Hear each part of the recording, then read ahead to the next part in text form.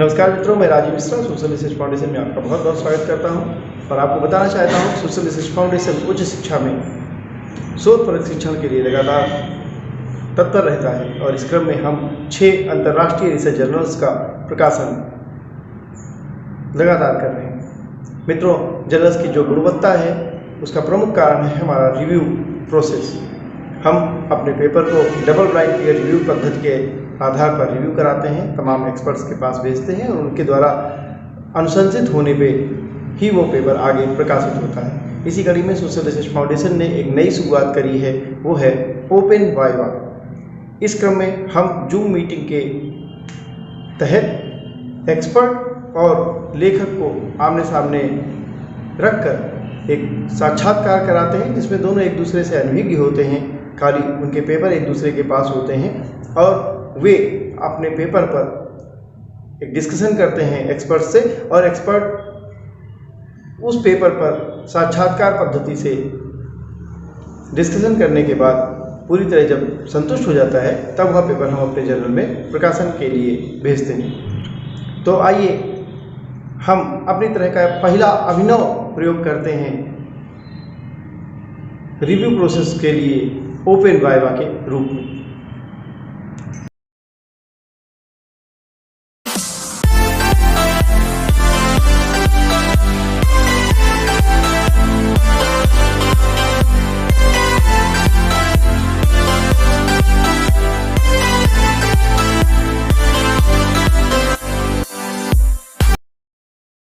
लग रहा है कि आपने एक बहुत अच्छा प्लेटफॉर्म तैयार किया है कि पहले ऑथर्स के सिर्फ पेपर्स आते थे और प्रेजेंट नहीं होता था और रिव्यूअर्स अपने रिव्यू भी दे देते थे, लेकिन उनको पता नहीं होता था कि किसका है, कैसे प्रेजेंट किया गया। लेकिन बहुत अच्छा प्लेटफॉर्म है, यूट्यूब पे भी जानकारी मिल रही है, ऑथर्स को भी समझ में आ रहा है।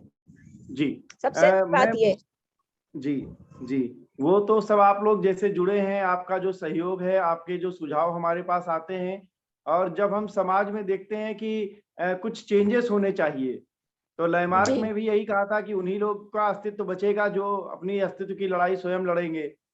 तो यहाँ भी इस समाज में भी ऐसा ही करना पड़ेगा, वरना कभी नियम आ जाएगा कि जनरल यूजीसी लिस्ट होना चाहिए, कभी कुछ होना चाहिए, कभी कुछ होना चाहिए। क्वालिटी की बात कोई नहीं करेगा, खाली एफिलिएशन की बात खाली रह जाएगी।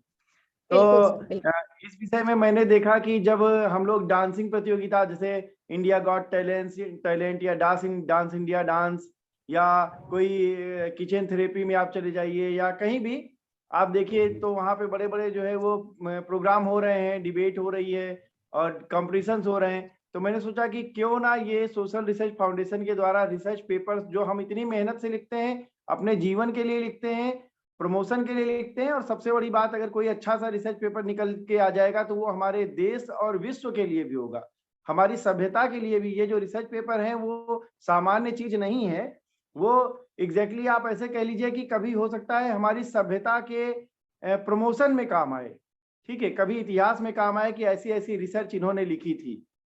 तो इसलिए मुझे लगा कि नहीं, ये रिसर्च पेपर अगर हमारे पास यूट्यूब और ऐसे तमाम चीजें हैं जहाँ पे आएंगी तो लोगों को ज्यादा आसान होगा। और एक बार मैं और बता दूं कि जो हमारे रिसर्च स्कॉलर्स हैं जो पेपर लगातार लिख रहे हैं, उनको भी जागरूकता के अभाव में कई बार वो अच्छा पेपर नहीं लिख पाते हैं। तो ऐसे में हम लोग ने ये सोचा कि अगर हम इस चीज को आपके समक्ष इस तरह से प्रस्तुत करें तो शायद। सर, सेकेंडरी पेपर मैम हमसे जुड़ चुकी हैं। ठीक है, मैं जो रिव्यूअर मैम हमसे जुड़ी हैं, मैं उनका स्वागत करता हूं और कहता हूं कि अगर अपना वीडियो ऑन कर लें तो हम सबके सम्मुख आ जाएंगी। तो इस तरह से मैंने ये रिव्यू का प्रोग्राम शुरू किया है। अभी हमारे पास 15208 पे आथर मैम, जिनका आथर है, वो जुड़ चुके हैं। मैं उस पेपर को शेयर करता हूं क्योंकि हमारे दोनों रिव्यूअर हमारे साथ हैं। ठीक है, ओके सर, ओके, स्टार्ट करिए सर। जी,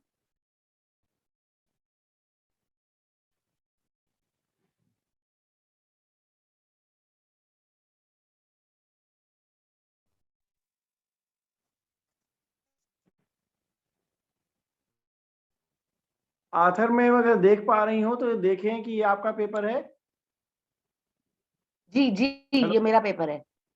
जी, ठीक है। तो इसमें जैसे मैं देख पा रहा हूँ, सबसे पहले मैं आपको बताना चाहता हूँ कि इसमें आप ऐड ऑफ ये एम ऑफ द स्टडी को अलग से जोड़ना पड़ेगा आपको, और कंक्लूजन जरा स्पष्ट नहीं है, उसको भी अलग हेडिंग के अंतर्गत लेके आना पड़ेगा। ठीक है? जी और ठीक है, इसके ठीक है। जी, जी, इसके अतिरिक्त आप जो है हमारे रिव्यूअर्स को अपने पेपर के बारे में बताइए, ताकि जो है वो इसकी समीक्षा कर सकें। जी, ठीक है। आप शुरू करें। हाँ जी, एक minute. The abstract of the paper I will read and then I will tell you about my paper. With the हाँ, हाँ। with a billion, my topic of my paper is World Trade Organization and General Agreement on Trade and Services and its impact on Indian higher education. With a billion-dollar industry involving foreign education providers, distance learning, and franchises, this paper discusses the status of higher education in India and argues that General Agreement on Trade and Services could provide us an opportunity to put together a mechanism whereby private and foreign investment in higher education can be encouraged subject to high quality standards and efficient regulations. And this paper also discusses the state of higher education in India and argues that the private and foreign education providers can play an important role in augmenting the capacity of the higher education system and improve the access. I'll go to the background of this to this entire thing. In Yes, India signed a World Trade Organization agreement in 1994, and whereby we have and from that onwards we liberalized many of our sectors, and we liberalized many of sectors where there is a reciprocating medium that if we open our if they are opening our sector to us, then we are supposed to open up our sector. So and in that General Agreement on Trade and Services was part of World Trade Organization, and thereby services was part of that World Trade Organization.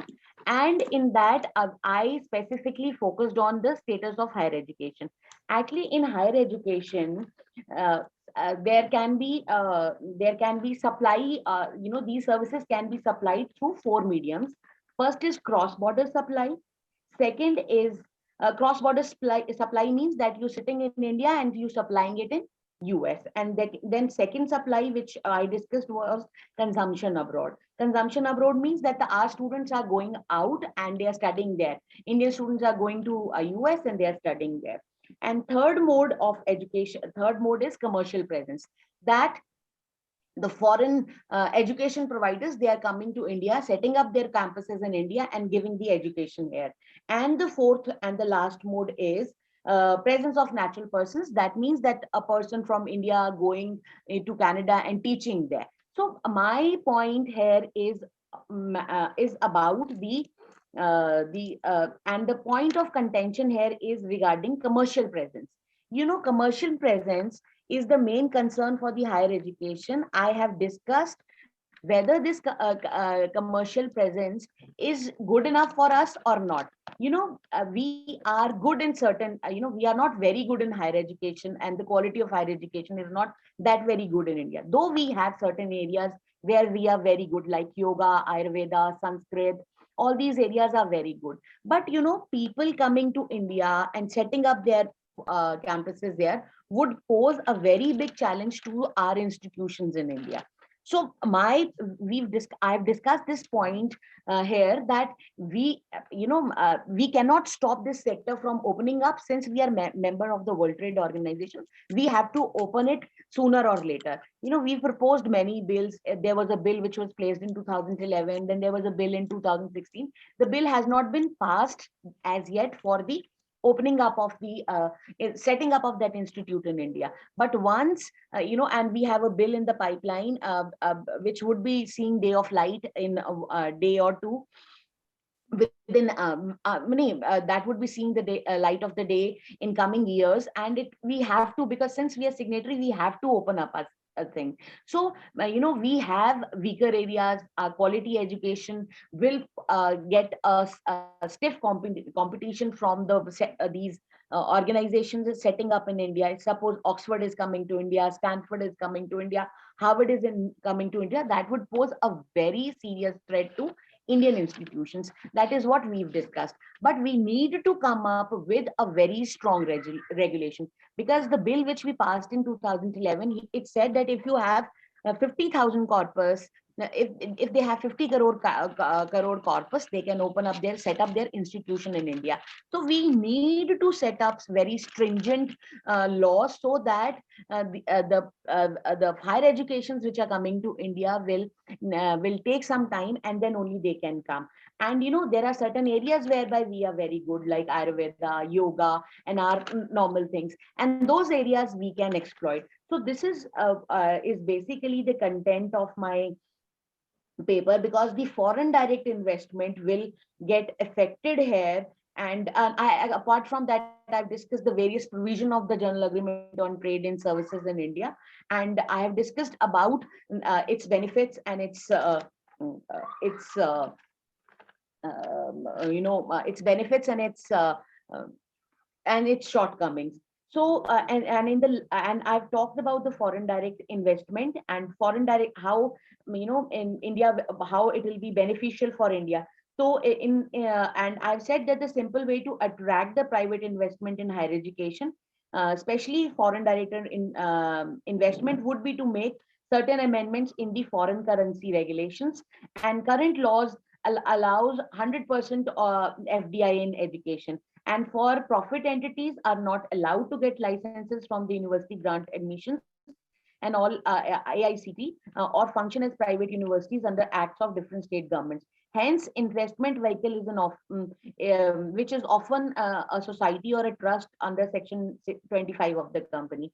So this is one of the major sectors which is enormous, which can enormously benefit from the foreign direct investment, and a remarkable inflow of FDI will boost India's economy. So FDI get acquainted with global value skills in this sectors. So, and apart from that, a regulatory body should be framed. Otherwise, India might face some bad consequences in context of culture and autonomy of foreign education providers. So a stringent law should be made, so that we can take the maximum benefit of these provisions which are mentioned under which are mentioned under General Agreement on Trade and Services. Thank you so much.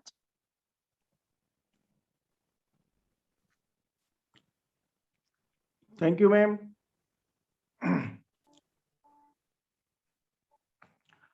It was a nice presentation. First reviewer ma'am and second reviewer ma'am हमको जो सुन रही हैं, first reviewer ma'am. जी जी yes sir, मैंने सुना आपका paper, सुना मैंने, और प्रेजेंटेशन भी ठीक था, लेकिन बस यही है कि आपके पेपर में जो सबसे बड़ी जो एक कमी थी वो यही थी कि आपके जो एम्स जो हैं वो प्रॉपर नहीं है।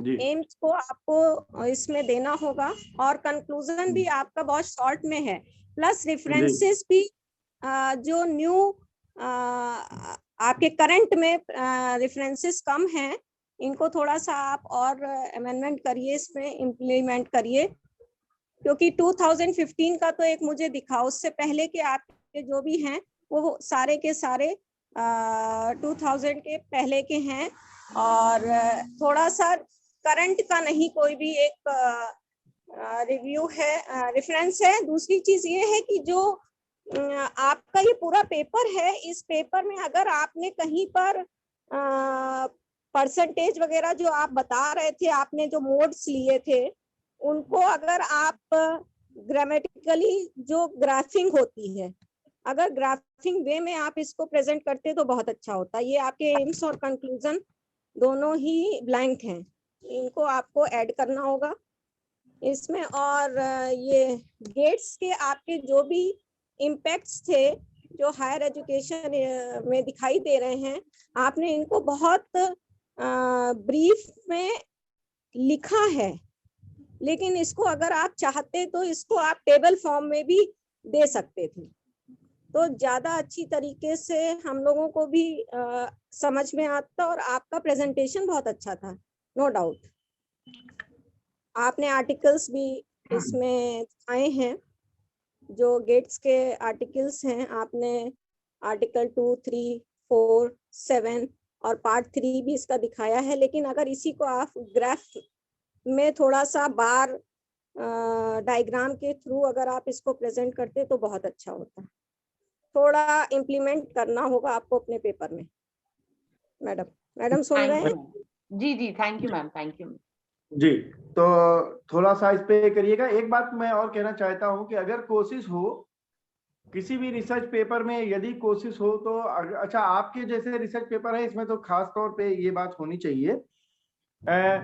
एक शब्द है रिव्यू ऑफ लिटरेचर, ठीक है, हालांकि आपका पूरा पेपर रिव्यूड ही है, लेकिन अगर फिर भी एक रिव्यू ऑफ लिटरेचर में हम ये जानना चाहते हैं कि क्या इसी विषय पर इससे पहले किसी ने काम किया है।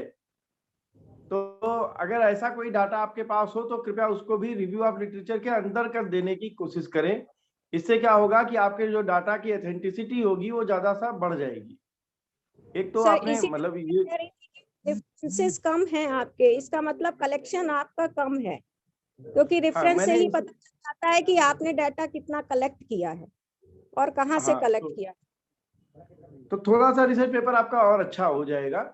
ठीक है मैम? जी, ठीक है। और एम्स नहीं है तो हम लोग ये भी नहीं जज कर पा वो रहे अलग हैं कि से, मेंस क्या होना चाहिए था वो मैम इसमें, अलग से इसलिए जोड़ देंगी।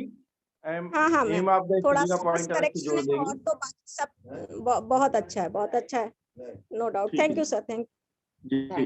तो मैं अपने सेकंड रिव्यूअर के पास चलता हूँ। सेकंड रिव्यूअर अगर हमको सुन रहे हो तो कृपया आप भी इस विषय पे कुछ बात करें। सेकंड रिव्यूअर सर, क्या सेकंड रिव्यूअर सर हमको सुन रहे हैं?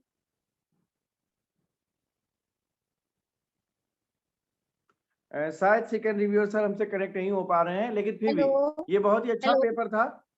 हाँ हाँ जी, जी।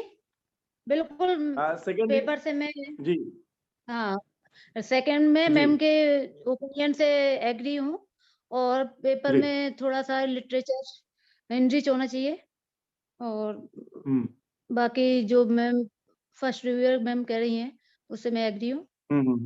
चलिए ठीक रीडिंग है। करके अच्छी हुई है। मेरे ख्याल से कुछ कनेक्टिविटी की प्रॉब्लम है सेकंड रिव्यूअर ओके मैम के सर। साथ, लेकिन जो फर्स्ट रिव्यूअर मैम ने बताया हमको, है ना, तो उसी के हिसाब से आपका हाँ पेपर जी, बहुत ही मैं अच्छा उनसे है। एग्री। और जब नई एजुकेशन जी, जी जो नई एजुकेशन पॉलिसी आ रही है, जो एफडीआई आ रहे हैं, जो और बाकी चीजें हैं, उसके आधार पे ये पेपर अच्छा है और आगे अच्छा रिजल्ट भी करेगा। बस इस पेपर का थोड़ा सा प्रेजेंटेशन और देख लीजिए कि आप क्या कर सकते हैं। Conclusion, aim of the study और रेफरेंस में थोड़ा सा काम कर लीजिए। हो सके तो टेबुलेशन और ग्राफ के माध्यम से इस पेपर को और साबित कर दें तो बहुत अच्छा होगा। ठीक है मैम? जी, जरूर, ठीक है जी, थैंक जी यू सो मच। तो चलिए चलिए चलिए चलिए, मैं आपको अच्छे से पेपर के लिए बधाई देता हूँ।